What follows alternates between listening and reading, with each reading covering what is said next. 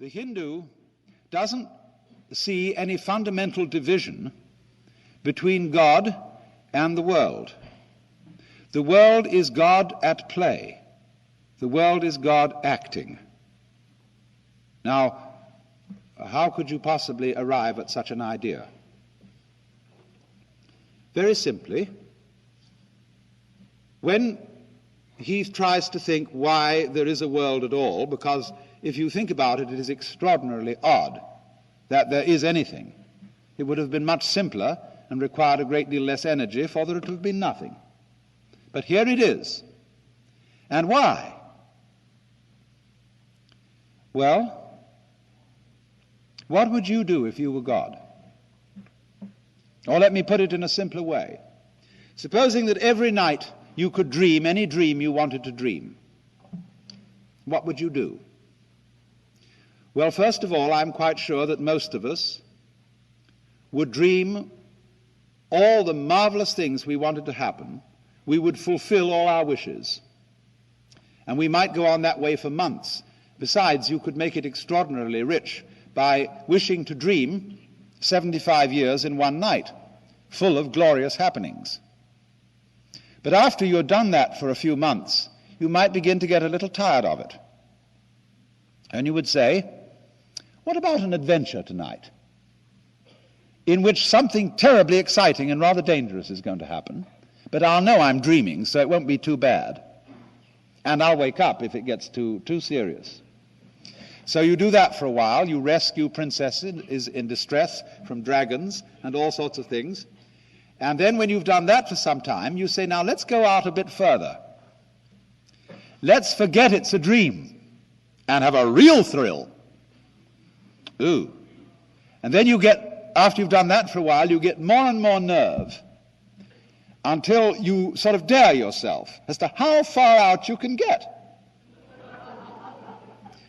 And you end up dreaming the sort of life you're living now.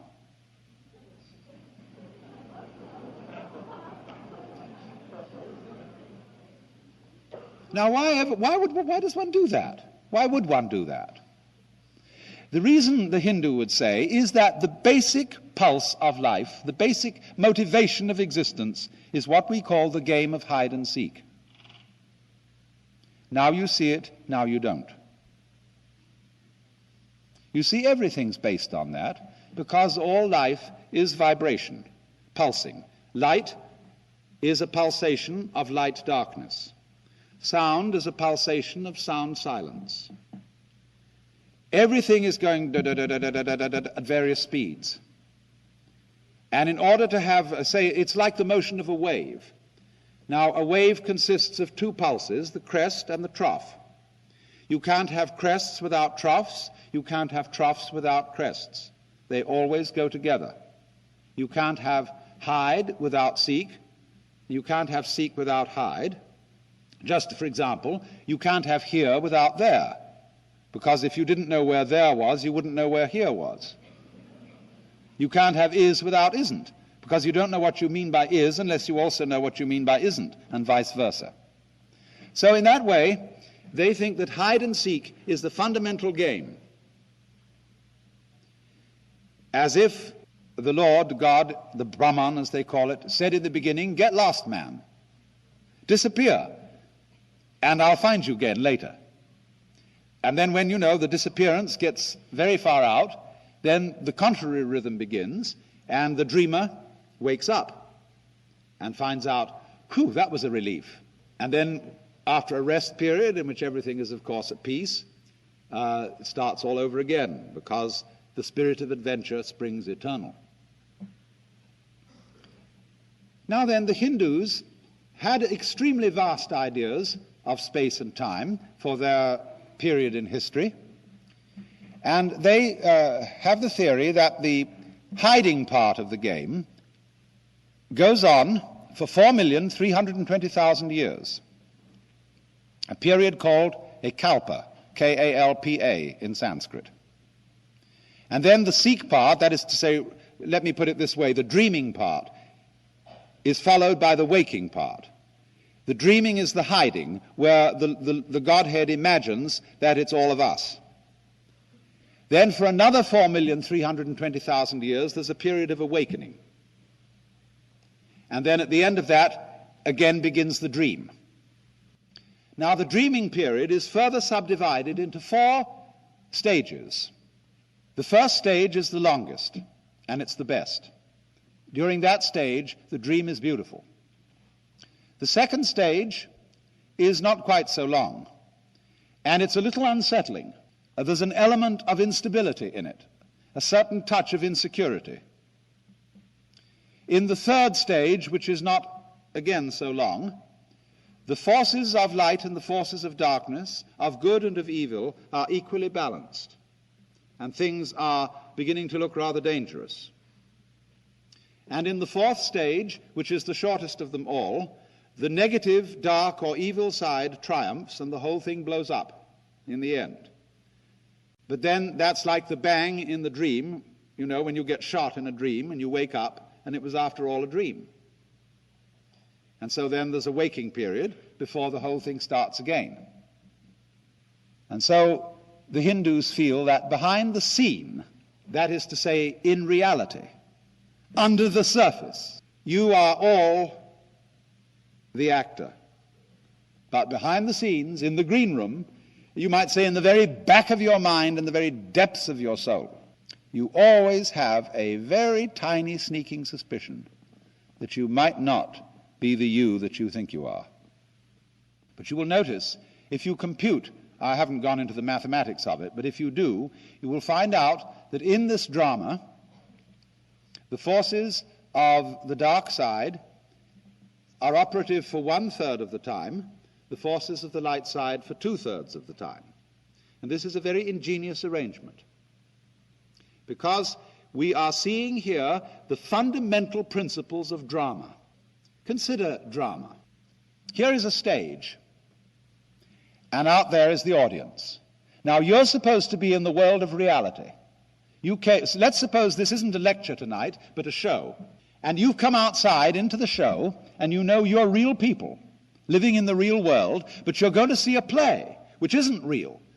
There are actors coming on the stage, but behind the scenes here, they're real people like you. But so that you don't see them that way, they're going to put on their costumes and their makeup, and then they're going to come out in front here and pretend to various roles.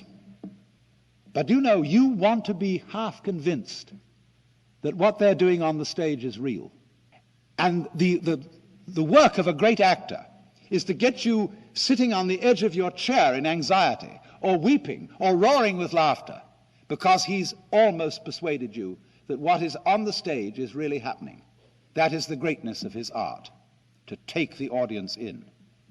And of course, in the same way, the Hindu feels that the Godhead acts his part so well that he takes himself in completely, so that each one of you is the Godhead, wonderfully fooled by your own act. So then, look at something else about the drama and its nature. In the drama, there has to be a villain. But all fundamental stories start out with the status quo, where everybody's sort of going along, and then something has to come in to upset everything. And the interest of the play is, how are we going to solve it? It's the same when you play cards. Supposing you're playing solitaire, you start by shuffling the deck, and that introduces chaos. And the game is to play order against chaos. So in the drama, somebody has to be the villain and play the dark side, and then the hero plays against him. If you go to the theater for a good cry, then you let the villain win and you call it a tragedy. If you go for a thrill, you let the hero win. But if you go for laughs, you call it a comedy. There are different arrangements then between the hero and the villain. But in all cases, when the curtain goes down at the end of the drama, the hero and the villain step out hand in hand, and the audience applaud both. They don't boo the villain at the end of the play. They applaud him for acting the part of the villain so well. And they applaud the hero for acting the part of the hero so well. Because they know that the hero role and the villain role are only masks. And so you see behind the stage, too, there is the green room, where after the play is over and before it begins, the masks are taken off. And so the Hindus feel that behind the scene, that is to say, in reality, under the surface, you are all the actor, marvelously skilled in playing many parts and in getting lost in the mazes of your own minds and the entanglements of your own affairs, as if this were the most urgent thing going.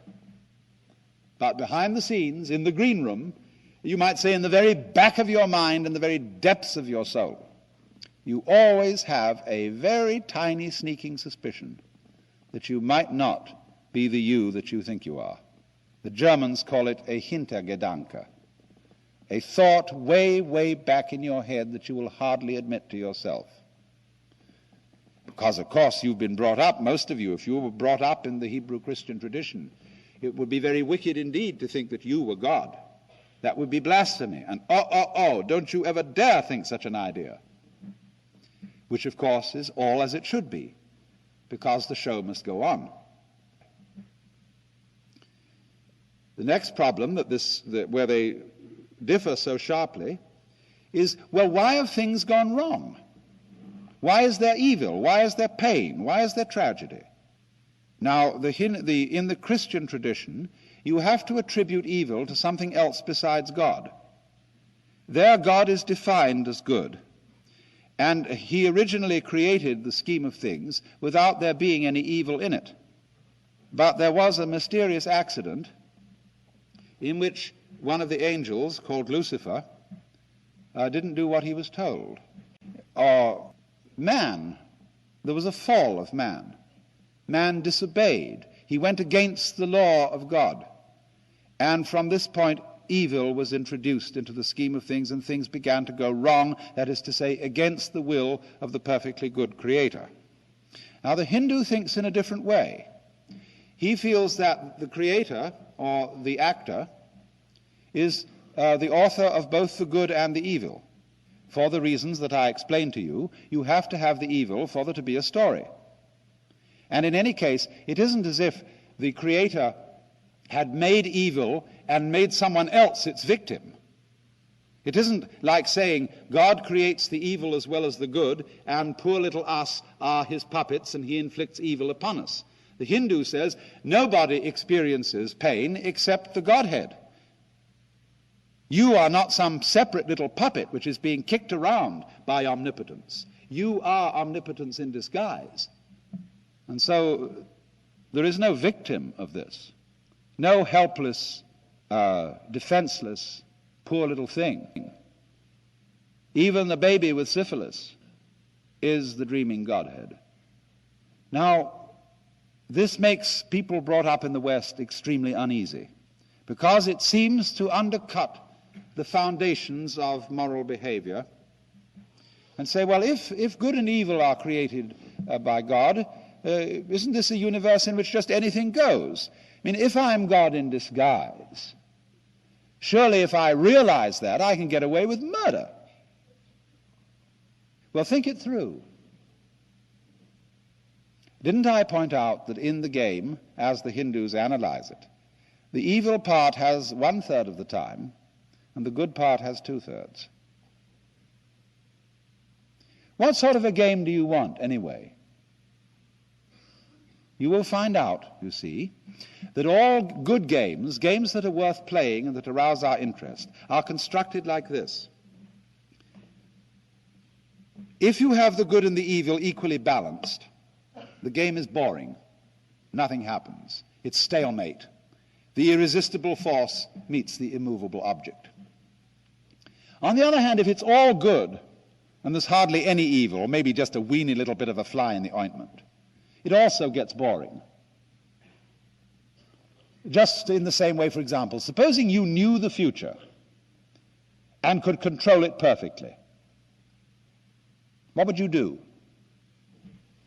You would say, let's shuffle the deck and have another deal. Because, for example, when great chess players sit down to a match, and it suddenly becomes apparent to both of them that white is going to mate in 16 moves and nothing can be done about it, they abandon the game and begin another. They don't want to know. There wouldn't be any hide in the game, any element of surprise if they did know the outcome. So a game with good and evil equally balanced isn't a good game. A game with the positive or good forces clearly triumphant isn't an interesting game. What we want is a game where it always seems that the good side is about to lose. You know how it is in serial stories when they get the hero at the end of an installment in some absolutely impossible position where it seems that he's going to be run over by a train because he's tied with his girlfriend to the rails, and you know somehow in the next installment the author's going to get them out of the difficulty. Only he mustn't do it too obviously because you won't go on reading the next installment. So then what's necessary is a system in which the good side is always winning, but never is the winner. Where the evil side is always losing, but never is the loser. That's a very practical arrangement for a successful ongoing game which will keep everybody interested. Every in-group or group of nice people needs an out-group of nasty people. Otherwise they wouldn't know who they were.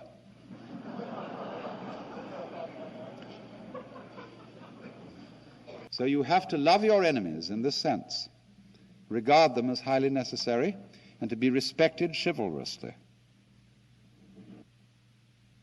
The Hindu sees this world as play, and therefore that the intense situations, personally, socially, and so on, that we are all involved in, are seen not as bad illusions, but as magnificent illusions, so well acted that they've just about got most of the actors fooled, so that they've forgotten who they are.